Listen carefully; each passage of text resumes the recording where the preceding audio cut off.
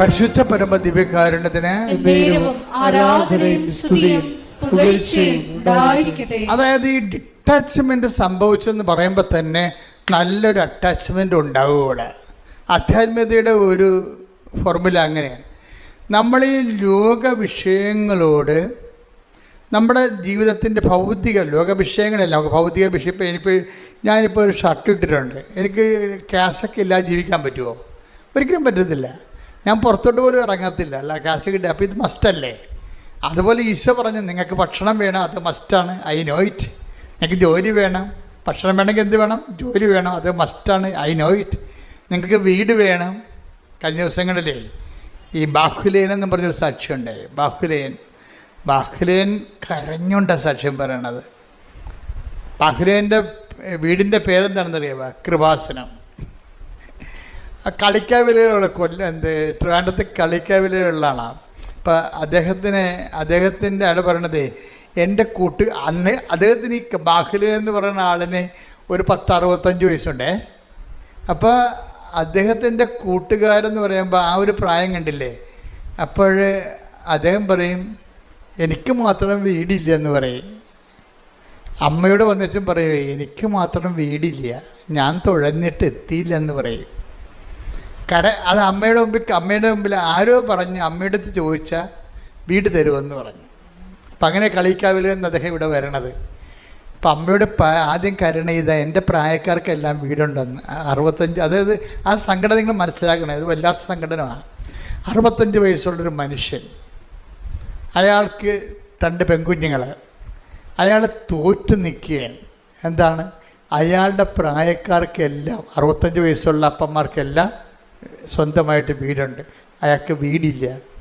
അപ്പം അമ്മയെ കണ്ടപ്പോൾ വയസ്സ് 65ആയി. അമ്മേ എനിക്ക് മാത്രം വീടില്ല, 30 കൊല്ലമായി ഞാൻ വീടിന് വേണ്ടി പരിശ്രമിക്കും, 30 കൊല്ലമായി. അമ്മ വേറെ ഒന്നും ചെയ്തില്ല, അപ്പം തന്നെ ആ ഫയലെടുത്ത് ഒപ്പിട്ട് ആ 1 മാസത്തന്നെ വീടായി.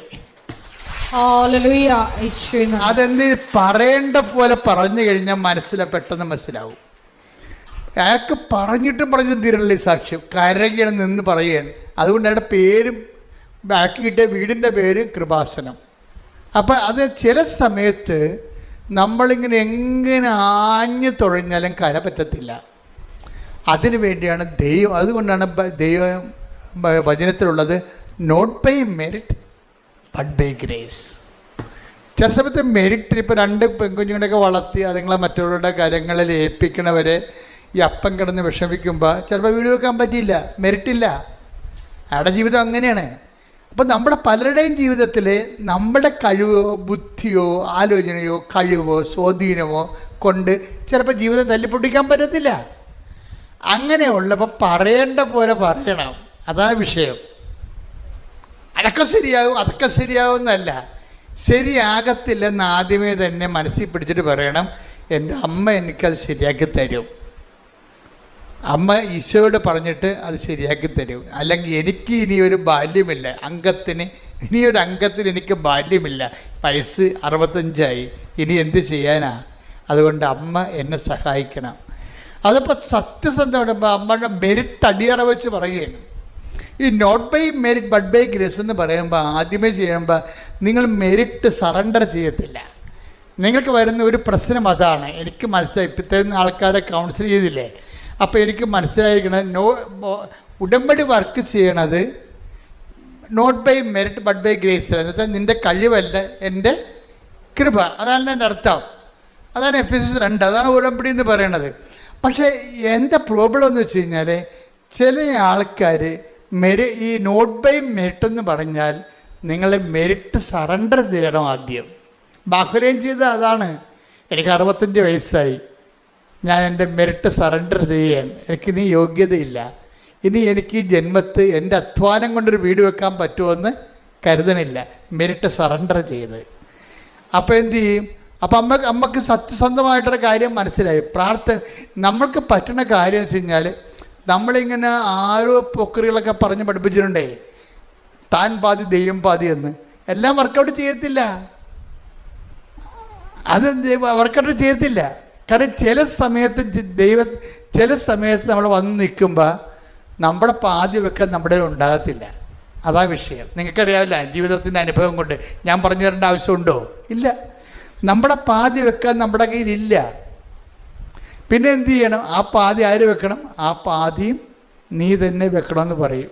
ദൈവം തന്നെ വെക്കണം എന്ന് പറഞ്ഞുകൊണ്ട് നമ്മളേക്ക് കൈയും കെട്ടി മടിയന്മാരെ കിടന്ന് ഉറങ്ങുകയല്ല. അവന്മാരുടെ കാര്യത്തിൽ തീരുമാനമാകൂ. അതല്ല, നമ്മൾ ദൈവത്തിനെ സ്നേഹിക്കുമ്പോൾ ഒരു മിനിമം സത്യസന്ധത കാണിക്കണം. കാര്യം കർത്താവ്, ഈ വിഷയത്തിൽ നീ ഇടപെടാതെ നടക്കത്തില്ല. പക്ഷേ ഇതെനിക്ക് ആവശ്യമാണെന്ന് ഈശോയ്ക്കറിയാമല്ലോ. ഇതൊക്കെ നിങ്ങൾക്ക് ആവശ്യമാണെന്ന് എൻ്റെ സ്വർഗസ്ഥനായ പിതാവ് അറിയുന്നു. അപ്പം അതാണ് ഒരു പ്രൊവിഷൻ ഉള്ളത്. എന്തുകൊണ്ടാണ് കാനായിലെ കല്യാണത്തിൽ അമ്മയുടെ ആപ്ലിക്കേഷൻസ് ഈശോ പെട്ടെന്ന് സ്വീകരിക്കാൻ കാരണം? ദൈവത്തിൻ്റെ ജനറൽ പോളിസിയിലുള്ളതാണ്. എന്താണ്? ഇതൊക്കെ നമ്മൾക്ക് ആവശ്യമാണെന്ന് എൻ്റെ സ്വർഗസ്ഥനായ പിതാവ് അറിയുന്നു. Take the word of God. ശ്രുതികട്ടെ. ഹല്ലേലൂയ, ഹല്ലേലൂയ, ഹല്ലേലൂയ, ഹല്ലേലൂയ. യേശുവേ നന്ദി. ഹല്ലേലൂയ, ഹല്ലേലൂയ. മത്തായി 6:31-32. അതിനാൽ എന്ത് ഭക്ഷിക്കും, എന്ത് പാനം ചെയ്യും, എന്ത് ധരിക്കും എന്ന് വിചാരിച്ച് നിങ്ങൾ ആകുലരാകേണ്ട. വിജാതീയരാണ് ഇവയെല്ലാം അന്വേഷിക്കുന്നത്. നിങ്ങൾക്കിവയെല്ലാം ആവശ്യമാണെന്ന് നിങ്ങളുടെ സ്വർഗീയ പിതാവ് അറിയുന്നു. നിങ്ങളുടെ പിതാവ് അറിയുന്നു. നിങ്ങൾ ആദ്യം അവിടുത്തെ രാജ്യവും അവിടുത്തെ നീതിയും അന്വേഷിക്കുക. അപ്പൊ എന്താ പ്രശ്നം വെച്ച് കഴിഞ്ഞാൽ, അവിടുത്തെ രാജ്യം എന്നൊക്കെ ഒന്ന് പറഞ്ഞ, നിങ്ങൾ ആദ്യം അവിടുത്തെ രാജ്യവും അവിടുത്തെ നീതിയും അന്വേഷിക്കുക. അപ്പൊ ഈ രണ്ട് കാര്യങ്ങളാണ് നമ്മൾ അന്വേഷിക്കേണ്ടത്. യാക്കോബ് അന്വേഷിക്കണത് എന്താണ്? അവിടുത്തെ നീതി, അല്ലേ? ഫിലിപ്പോസ് അന്വേഷിച്ചത് എന്താണ്? അവിടുത്തെ രാജ്യം. അതാണ് എൻ്റെ വിഷയം. അത് ഇത് ഉടമ്പടി രണ്ടും കണക്ട് ചെയ്ത് കിടക്കുകയാണ്. ഫിലിപ്പോസ് എന്താ ചെയ്യാനുള്ളത്? അവിടുത്തെ രാജ്യത്തിൻ്റെ വിസ്തൃതിക്ക് വേണ്ടി ആ ഫൈനാൻസ് മിനിസ്റ്ററിൻ്റെ രഥത്തിൻ്റെ കൂടെ ചേർന്ന് നടക്കുകയാണ്. അവനവിടുത്തെ രാജ്യത്തെ അന്വേഷിക്കുകയാണ്, ഇല്ലേ? യാക്കോബ് എന്താണ് അന്വേഷിക്കുന്നത്? അവിടുത്തെ നീതി. എന്നാൽ സാമൂഹ്യമായി ഒരു മനുഷ്യൻ ഭക്ഷണമില്ലാതിരിക്കുമ്പോൾ മറ്റുള്ള വിശ്വാസിയെ തുടരുന്നതിൽ അർത്ഥമില്ല. വിശ്വാസം മറ്റുള്ളവരെ കൂടി സംരക്ഷിക്കാൻ വേണ്ടിയുള്ളതാണ്. അതാണ് ഇവൻ്റെ കാര്യത്തിൽ ശ്രദ്ധയുണ്ടാകട്ടെ. ലൂക്കാന്റെ സുവിശേഷം. ശ്രദ്ധിക്കട്ടെ. ഹല്ലേലൂയ, ഹല്ലേലൂയ, ഹല്ലേലൂയ. യേശുവേ നന്ദി. ഹല്ലേലൂയ, ഹല്ലേലൂയ, ഹല്ലേലൂയ. യേശുവേ ആരാധന, ആരാധന, ആരാധന, ആരാധന. ഹല്ലേലൂയ, ഹല്ലേലൂയ, ഹല്ലേലൂയ, ഹല്ലേലൂയ. യേശുവേ നന്ദി, യേശുവേ ആരാധന. കൈവല്യ നിന്ദയാമേ ബലമല്ല നിന്ദയാമേ കൈവല്യ നിന്ദയാമേ ബലമല്ല നിന്ദയാമേ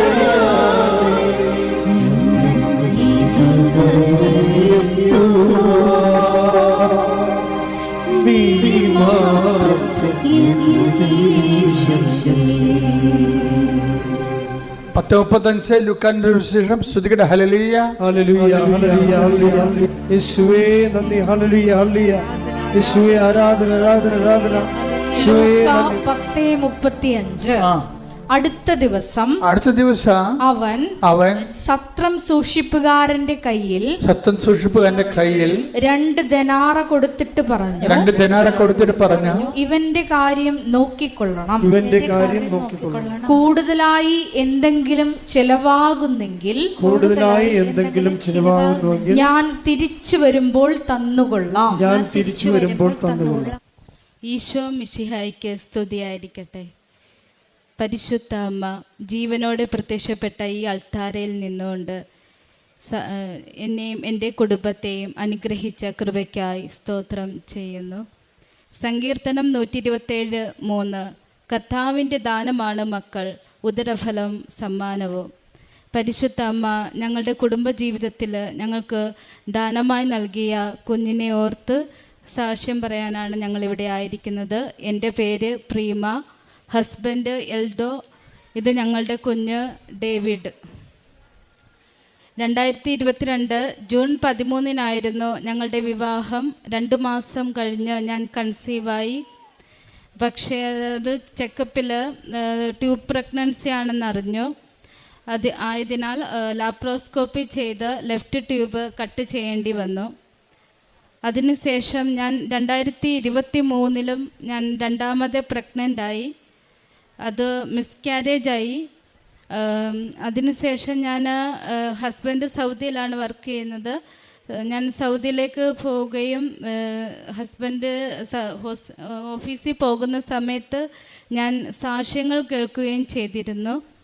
ആ സാക്ഷ്യങ്ങളിലൂടെ ഞാൻ ഉടമ്പടി എടുക്കാൻ തീരുമാനിച്ചു.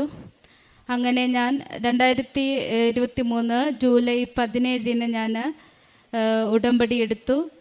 ഉടമ്പടി എടുത്തതിന് ശേഷം ഞാൻ ഇവിടുത്തെ പ്രാർത്ഥനകൾ, രാവിലെ പ്രത്യക്ഷണ പ്രാർത്ഥന, വൈകുന്നേരം ഞങ്ങൾ രണ്ടുപേരും ഒന്നിച്ചിരുന്നാണ് പ്രാർത്ഥിക്കുന്നത്. ഞങ്ങളുടെ കുടുംബ പ്രാർത്ഥനയിലും ഞങ്ങളത് ദൈവത്തിനോട് ഞങ്ങൾ പ്രാർത്ഥിക്കുമായിരുന്നു. ഞാൻ ഇങ്ങനെ പ്രാർത്ഥിക്കുമായിരുന്നു: 2 ദേശത്തു നിന്നും ഞങ്ങളെ യോജിപ്പിച്ച ഞങ്ങളുടെ ദൈവമേ, ഞങ്ങൾക്കൊരു കുഞ്ഞിനെ നൽകി ഞങ്ങളെ അനുഗ്രഹിക്കണമേ എന്ന് ഞങ്ങൾ എല്ലാ ദിവസവും കൈപിടിച്ച് പ്രാർത്ഥിക്കുമായിരുന്നു. അതിനുശേഷം ഞങ്ങൾക്ക് ഒരു കുഞ്ഞിനെ നൽകി. കുഞ്ഞ് 8 മാസത്തോളം അവന് ഒരു കുഴപ്പവുമില്ലായിരുന്നു.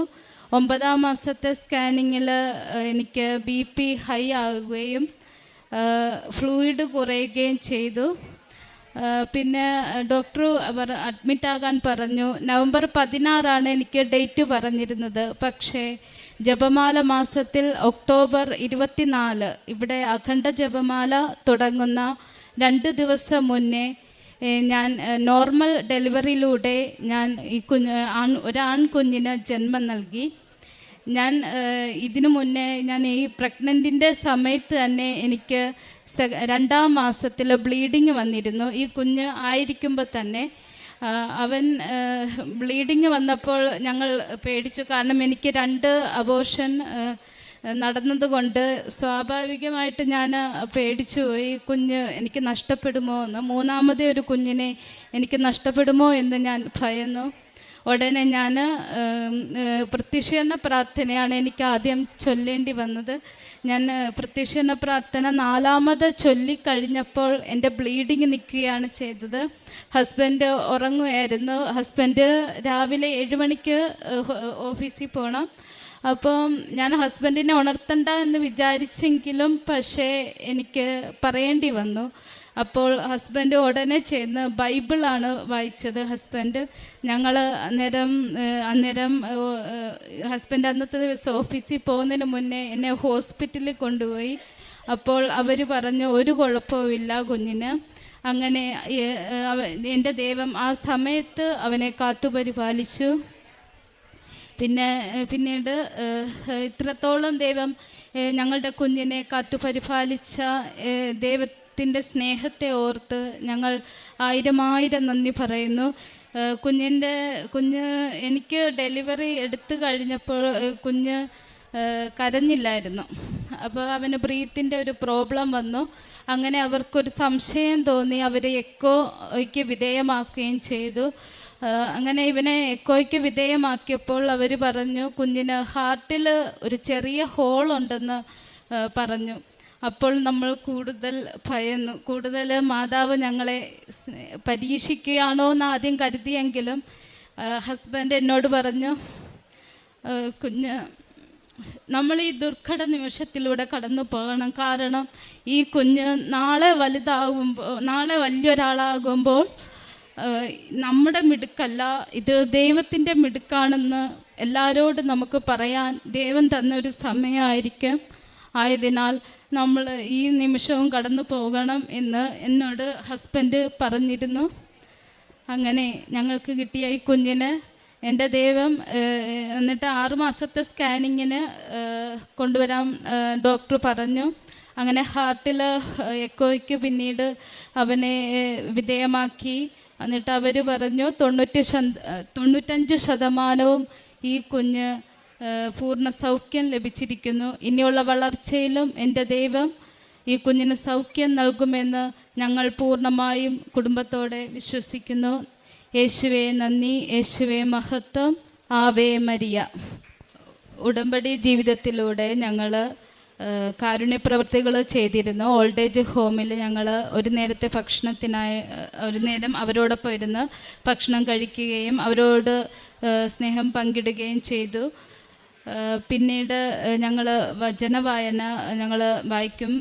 കുമ്പസാരം, കുർബാന, ഇവിടെ ഡെയിലി ഞങ്ങൾ കുർബാന നാട്ടിലായിരിക്കുമ്പോൾ ഞങ്ങൾ ഡെയിലി കുർബാനയിൽ പങ്കെടുക്കും. ഹസ്ബൻഡാണേലും ഞായറാഴ്ചകളിൽ ഹസ്ബൻഡും ഞാനും ഞായറാഴ്ചകളിൽ കുർബാനയിൽ പങ്കെടുക്കാറുണ്ട്. ഉപവാസം ഇവിടെ പറഞ്ഞിരിക്കുന്ന പോലെ ബുധനാഴ്ച പറയുന്നുണ്ടെങ്കിലും ഞാൻ ഉപവാസം എടുത്തിരുന്നു. 50 നോയമ്പിൻ്റെ സമയത്ത് ഞാൻ വെള്ളിയാഴ്ചകളിൽ ഉപവാസം എടുത്ത് കരുണയുടെ ജപമാല, കുരിശിൻ്റെ വഴി ഇതെല്ലാം ചൊല്ലിയിരുന്നു. പ്രേക്ഷിത പ്രവർത്തനം ഞാൻ പത്രം, കൃപാസനത്തിലെ പത്രം ഞാൻ ഇവിടുന്ന് വാങ്ങിച്ച് 2 കെട്ട് വാങ്ങിച്ച് ഞാൻ കൊടുക്കുമായിരുന്നു. ഞാൻ ഈ ഡെലിവറിയുടെ സമയത്ത് തന്നെ കുർബാന കഴിഞ്ഞ ഉടനെ ഞാൻ ഓരോ വീടുകളിലും പോയി, ഞങ്ങളുടെ ദേശത്തുള്ള വീടുകളിലൊക്കെ പോയി അക്രൈസ്തവരായ വ്യക്തികൾക്ക് ഞാൻ കൊടുക്കുമായിരുന്നു. ഇതുവരെ നടത്തിയ ദൈവത്തിന് 1000 നന്ദി. ഞങ്ങളുടെ വിവാഹം കഴിഞ്ഞ് ഞങ്ങൾക്ക് 2 മാസം ശേഷം തന്നെ പ്രീമ പ്രഗ്നൻ്റ് ആവുകയും ആദ്യത്തെ പ്രസവം ട്യൂബൽ പ്രഗ്നൻസി ആയി ഞങ്ങൾക്ക് നഷ്ടപ്പെട്ടു. അതോടെ തന്നെ പ്രീമയുടെ ഒരു ട്യൂബ് കട്ട് ചെയ്യുകയും ചെയ്തു. അത് വളരെ പിന്നെ അത് പെർമനൻ്റായിട്ട് അത് പിന്നെ എൻഡ് കട്ട് ചെയ്തതാണ്. അതുകൊണ്ട് അതുവഴി പ്രഗ്നൻ്റ് ആയില്ല. പിന്നെ രണ്ടാമത് വീണ്ടും പ്രഗ്നൻ്റ് ആയപ്പോൾ അത് മിസ്കാരേജ് ആയിപ്പോയി. അതോടുകൂടി ഞങ്ങൾ വളരെ ഡിസപ്പോയിൻറ്റഡ് ആയി. എന്നിരുന്നാലും ദൈവത്തെ ഞങ്ങൾ പ്രത്യാശിച്ചു. ഞങ്ങൾ ഉടമ്പടി എടുത്തു. അതിൽ ഒരു നിയോഗമായി തന്നെ വെച്ചു. ഞങ്ങൾക്ക് ദൈവം ഒരു കുഞ്ഞിനെ നൽകി അനുഗ്രഹിച്ചു. എൻ്റെ പേര് അനുബി. ആദ്യമേ തന്നെ എനിക്കിവിടെ വന്ന് ഈ കൃപാസന അൾത്താരയിൽ വന്ന് സാക്ഷ്യം പറയാൻ എന്നെ അനുഗ്രഹിച്ച ദൈവമാതാവിനും ഈശോയ്ക്കും 1000 നന്ദി. ഞാൻ ഡൽഹിയിലാണ് വർക്ക് ചെയ്യുന്നത്. ഞാനിവിടെ ഉടമ്പടി എടുക്കുന്നതിന് മുമ്പ് 2023 ഓഗസ്റ്റിൽ ലൈറ്റ് കാൻഡിൽ പ്രയറിന് റിക്വസ്റ്റ് ഇട്ടിട്ടുണ്ടായിരുന്നു. അതിൽ എൻ്റെ ഒരു റിക്വസ്റ്റ് ആയിരുന്നു എനിക്കിവിടെ വന്ന് ഉടമ്പടി എടുക്കണമെന്നും എൻ്റെ OET പാസ്സാകണമെന്നും. അങ്ങനെ 2023 നവംബറിൽ ഞാൻ OET പാസ്സായി. 2023 ഡിസംബർ 29 ഞാനിവിടെ വന്ന് ഉടമ്പടി എടുത്തു. അതിനുശേഷം എനിക്ക് അയർലൻഡിലോട്ടുള്ള പ്രോസസ്സിങ്ങിന് എനിക്ക് എംപ്ലോയറിൽ നിന്ന് ഇൻ്റർവ്യൂ കോൾ വന്നു. ഫെബ്രുവരിയിൽ ഞാൻ ഇൻ്റർവ്യൂ പാസ്സായി. മാർച്ചിൽ എനിക്ക് പ്രോസസ്സിങ്ങിൻ്റെ പേപ്പർ വർക്കൊക്കെ സ്റ്റാർട്ട് ചെയ്തു. ഏപ്രിലായപ്പോൾ എന്നോട് എംപ്ലോയർ മെയിൽ ചെയ്ത് പറഞ്ഞു, അവിടെ ഇപ്പോൾ റിക്രൂട്ട്മെൻറ്റ് ഫ്രീസാണ്, അതുകൊണ്ട് ഇനിയിപ്പോൾ റിക്രൂട്ട്മെൻറ്റ് പ്രോസസ്സിങ് മുന്നോട്ട് പോകത്തില്ല. 1 വർഷം വെയിറ്റ് ചെയ്യേണ്ടി വരും. 1 വർഷം വെയിറ്റ് ചെയ്തിട്ട് അവിടെ ഹോസ്പിറ്റലിൽ വേക്കൻസി ഉണ്ടെങ്കിൽ മാത്രം നിങ്ങളെ വിളിക്കും, ഇല്ലെങ്കിൽ വിളിക്കത്തില്ല എന്ന് പറഞ്ഞു. അതിനുശേഷം ഞാൻ വളരെ വിഷമത്തിലായി കൃപാസന മാതാവിനോട് പ്രാർത്ഥിച്ചു. ഞാൻ കുറേ എൻ്റെ ആപ്ലിക്കേഷനൊക്കെ ഞാൻ പല ഹോസ്പിറ്റലുകളിലൊക്കെ മെയിൽ ചെയ്തു. അതിൽ ഞാൻ ചെയ്തതായിട്ട് എനിക്ക് ഓർമ്മയില്ലാത്ത ഒരു ഹോസ്പിറ്റലിൽ നിന്ന് എനിക്ക് എനിക്ക് ഇൻ്റർവ്യൂ കോൾ വന്നു. മെയ് 7 എനിക്ക് എന്നെ അക്സെപ്റ്റ് ചെയ്തതായിട്ട് ഇൻ്റർവ്യൂ ഓഫർ ലെറ്റർ വന്നു. അദ്ദേഹം മാതാവിൻ്റെ കരുതലാണെന്ന് ഞാൻ വിശ്വസിക്കുന്നു. അതിനുശേഷം പ്രോസസ്സിങ് സ്റ്റാർട്ട് ചെയ്തു. ജൂണിലായപ്പോൾ അവിടുത്തെ റിക്രൂട്ട്മെൻറ്റ് ഫ്രീസ് മാറ്റി. ജൂലൈയിൽ അവരെനിക്ക് പിന്നെയും മെയിൽ ചെയ്തു. റിക്രൂട്ട്മെൻറ്റ് ഫ്രീസ് മാറ്റിയ സ്ഥിതിക്ക് റിക്രൂട്ട്മെൻറ്റ് ഫ്രീസ് ഉണ്ടായിരുന്ന സമയത്താണ് നിന്നെ ഞാൻ സെലക്ട് ചെയ്തത്. അപ്പോൾ റിക്രൂട്ട്മെൻറ്റ് ഫ്രീസ് മാറ്റിയപ്പോൾ പുതിയ ഒരു അപ്പോയിൻമെൻറ്റ് ആപ്ലിക്കേഷൻ വേണ്ടി വരും. അപ്പോൾ ഇപ്പോൾ നിന്നെ ഈ ജോലിക്കായിട്ട് എടുക്കാൻ പറ്റത്തില്ല. അത് എപ്പോഴാണോ അത് റെഡിയാകുന്നത് ചിലപ്പോൾ ടൈം എടുക്കും, അതിന് ശേഷമേ വിളിക്കാൻ സാധിക്കുകയുള്ളൂ എന്ന് എന്നോട് പറഞ്ഞു. അങ്ങനെ ഞാൻ അവരോട് ചോദിച്ചപ്പോൾ അവർ പറഞ്ഞത് അവർക്കൊരു പ്രത്യേക ടൈമൊന്നുമില്ല, ചിലപ്പോൾ 3 മാസം എടുക്കും, ചിലപ്പോൾ 1 വർഷം എടുക്കും. അതുകൊണ്ട് കറക്റ്റ് ടൈം അവർക്കും പറയാൻ അറിയത്തില്ലായിരുന്നു. അതിന് ശേഷം ഞാൻ വളരെ വിഷമത്തിലായി. പിന്നെ ഞാൻ ഡിസംബറിൽ ഇവിടെ നാട്ടിൽ വന്നപ്പോൾ ഞാൻ ഉടമ്പടി പുതുക്കി. ഏപ്രിലിൽ എനിക്ക് പിന്നെ പെട്ടെന്ന് മെയിൽ വന്നു. അത് ഏകദേശം 1 വർഷത്തിന് ശേഷമാണ് ഇൻ്റർവ്യൂവിൻ്റെ 1 വർഷത്തിന് ശേഷമാണ് എനിക്ക് മെയിൽ വന്നത്. അവരെന്നോട് പറഞ്ഞു, നിന്നെ ഞങ്ങൾ സെലക്ട് ചെയ്തിട്ടുണ്ട്, നിൻ്റെ ഓഫർ ലെറ്റർ ഞങ്ങൾ അയക്കുകയാണ്, ജൂൺ 30-ന് നീ അവിടെ ജോയിൻ ചെയ്യണം എന്ന്. അങ്ങനെ എനിക്ക് ഓഫർ ലെറ്റർ വന്നു. അതിനുശേഷം വിസയ്ക്ക് വേണ്ടി അപ്ലൈ ചെയ്തു, വർക്ക് പെർമിറ്റ് കിട്ടി. വിസയ്ക്ക് വേണ്ടി അപ്ലൈ ചെയ്യുന്നതിന് മുമ്പ് ഞാൻ ഇവിടെ വന്ന് മാതാവിൻ്റെ അടുത്ത് വന്ന് പ്രാർത്ഥിച്ചു. അമ്മയോട് ഞാൻ പറഞ്ഞു, ഇനി അടുത്ത ഒരു ഉടമ്പടി പുതുക്കുന്നതിന് മുമ്പ് എനിക്ക് അവിടെ അയർലൻഡിലോട്ട് പോകാനുള്ള എല്ലാം റെഡി ആയിട്ട് വേണം ഞാൻ ഇവിടെ അടുത്ത ഉടമ്പടി പുതുക്കാൻ വേണ്ടി വരണമേ എന്ന്. അമ്മ എനിക്ക് അനുഗ്രഹം തരണമേ എന്ന് ഞാൻ പ്രാർത്ഥിച്ചു. അതിൻ്റെ ഫലമായി ഈ 25-ാം തീയതി നാളെ കഴിഞ്ഞ് ഞാൻ അയർലൻഡിലോട്ട് പോകുകയാണ്. 30-ാം തീയതി ഞാൻ ജോയിൻ ചെയ്യണം.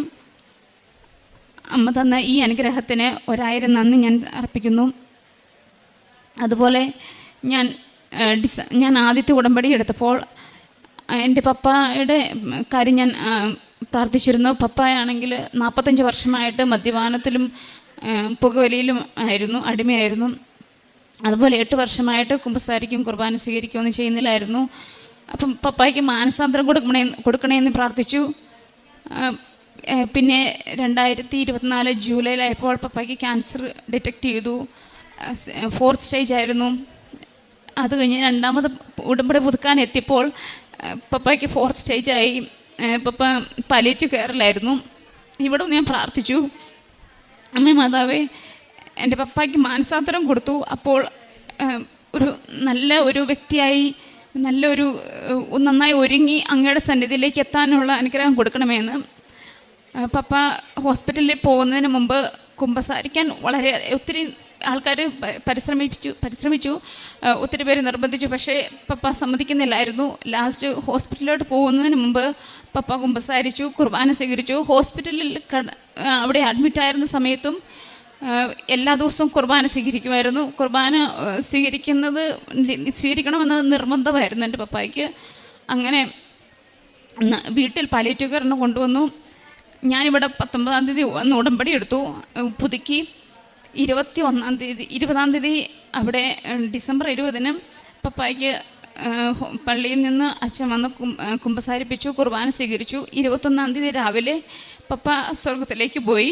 ഈ അനുഗ്രഹങ്ങളെല്ലാം തന്ന അമ്മയ്ക്കും ദൈവകുമാരനും 1000 നന്ദി. ഇതെല്ലാം തന്നത് കൃപാസന മാതാവിൻ്റെ ഒറ്റ അനുഗ്രഹം മൂലമാണെന്ന് ഞാൻ വിശ്വസിക്കുന്നു. അതുപോലെ ഞാനിവിടെ ആദ്യ ഉടമ്പടി എടുത്തപ്പോൾ എൻ്റെ കുഞ്ഞിന് വേണ്ടി ഞാൻ പ്രാർത്ഥിച്ചിരുന്നു. എൻ്റെ കുഞ്ഞിന് 6.5 വയസ്സുണ്ട്. ഇപ്പോൾ അവൾക്ക് 3 വയസ്സ് മുതൽ അലർജിക് ആസ്മയായിരുന്നു. പെട്ടെന്ന് എന്തെങ്കിലും ഒരു തണുപ്പടിച്ചാലോ അല്ലെങ്കിൽ AC-യുടെ കാറ്റോ ഫാനിൻ്റെ കാറ്റോ അങ്ങനെ എന്തെങ്കിലും പെട്ടെന്നൊരു പൊടിയൊക്കെ അടിച്ചാൽ, ഈവൻ പെൻസിൽ അവൾ കട്ട് ചെയ്താൽ പോലും ആ പൊടി കൊണ്ട് തന്നെ അവൾക്ക് അലർജി ഉണ്ടാകും. പിന്നെ അത് ആസ്മയായി വളരെയധികം ബുദ്ധിമുട്ടുമായിരുന്നു. അങ്ങനെ 2 പ്രാവശ്യം അഡ്മിറ്റൊക്കെ ആയി. അവൾ ഇൻഹേലർ ഉപയോഗിക്കുമായിരുന്നു. 2 തരത്തിലുള്ള ഇൻഹേലർ ഉപയോഗിക്കുമായിരുന്നു, സ്റ്റീറോയിഡായിട്ടും അല്ലാതെയും. ഡെയിലി 2-3 പ്രാവശ്യം ഉപയോഗിച്ചുകൊണ്ടിരുന്നതാണ്. 1.5 വർഷമായിട്ട് അവൾ ഇൻഹേലർ ഉപയോഗിച്ചുകൊണ്ടിരിക്കുകയായിരുന്നു. ഇവിടെ വന്ന് ഞാൻ ഉടമ്പടി എടുത്ത് പ്രാർത്ഥിച്ചിരുന്നു ഈ നിയോഗം. അതിൻ്റെ ഫലമായി ഇപ്പോൾ 1 വർഷമായിട്ട് ഇൻഹേലർ ഒന്നും ഉപയോഗിക്കുന്നില്ല. അവൾക്ക് പൂർണ്ണ സൗഖ്യം കിട്ടി. ഈ എല്ലാ അനുഗ്രഹങ്ങളും തന്ന അമ്മയ്ക്ക് 1000 നന്ദി. പ്രേക്ഷിത പ്രവർത്തനത്തിൽ ഞാൻ നാട്ടിൽ വരുമ്പോഴൊക്കെ പത്രം മേടിക്കും. പത്രം ഞാൻ വിതരണം ചെയ്യും. അതുപോലെ യൂട്യൂബിൽ ഉടമ്പടി ധ്യാനം കൂടാറുണ്ട്, അത് ഷെയർ ചെയ്യാറുണ്ട്. കൃപാസനത്തെക്കുറിച്ചും ഉടമ്പടി ധ്യാനത്തെക്കുറിച്ചും ഉടമ്പടിയെക്കുറിച്ചുമൊക്കെ ഞാൻ മറ്റുള്ളവർക്ക് പറഞ്ഞു കൊടുക്കാറുണ്ട്. അതുപോലെ അച്ഛൻ്റെ ഡെയിലി ബ്രെഡ് എന്ന ടോക്കിൽ എന്നും പങ്കെടുക്കും, അത് ഷെയർ ചെയ്യും. കാരുണ്യ പ്രവർത്തികളിൽ പാവങ്ങളെ സഹായിക്കാറുണ്ട്. അവർക്ക് ഭക്ഷണം അറേഞ്ച് ചെയ്ത് കൊടുക്കാറുണ്ട്. രോഗികളെ സഹായിക്കാറുണ്ട് എൻ്റെ കഴിവിൻ്റെ മാക്സിമം. അതുപോലെ ആത്മീയമായി ഞാൻ വളരെയധികം എനിക്ക് അനുഗ്രഹം കിട്ടിയതാണ് ഈ ഉടമ്പടിയിലൂടെ. കുമ്പസാരിക്കാൻ എനിക്ക് വളരെയധികം മടിയുള്ള ആളായിരുന്നു. പക്ഷേ ഉടമ്പടി എടുത്തതിന് ശേഷം 2 ആഴ്ച കൂടുമ്പോൾ ഞാൻ കുമ്പസാരിക്കും. അതുകൂടാതെ കുമ്പസാരിക്കാൻ ഡൽഹിയിലാകുമ്പോൾ കുമ്പസാരിക്കാനൊക്കെ ചിലപ്പോൾ ചില സമയങ്ങളിലൊക്കെ ബുദ്ധിമുട്ടായിരിക്കും. പക്ഷേ എപ്പോഴൊക്കെ എനിക്ക് കുമ്പസാരിക്കാൻ അവസരം കിട്ടിയിട്ടുണ്ടോ, ഈവൻ ഞാൻ ഒരാഴ്ചയ്ക്ക് മുമ്പ് ഞാൻ കുമ്പസാരിച്ചതാണെങ്കിൽ പോലും എനിക്ക് അവസരം കിട്ടുമ്പോഴൊക്കെ എനിക്ക് കുമ്പസാരിക്കാൻ എനിക്ക് സാധിച്ചിട്ടുണ്ട്. അതുപോലെ ഡെയിലി പ്രെയർ എനിക്ക് തീരെ കുറവായിരുന്നു. അതിപ്പോൾ ഒരു 30 മിനിറ്റോളം എനിക്ക് ഡെയിലി പ്രെയറിന് എനിക്ക് തന്നെ പേഴ്സണലായിട്ട് പ്രെയർ ചെയ്യാനുള്ള അനുഗ്രഹം കിട്ടി. ബൈബിൾ വായനയിലും എനിക്ക് ബൈബിൾ വായനയും കൂടുതലായിട്ട് എനിക്ക് പങ്കെടുക്കാൻ സാധിച്ചു. ഈ അനുഗ്രഹങ്ങളെല്ലാം തന്ന ദൈവമാതാവിനും ഈ തിരുക്കുമാരനും 1000 നന്ദി അറിയിക്കുന്നു.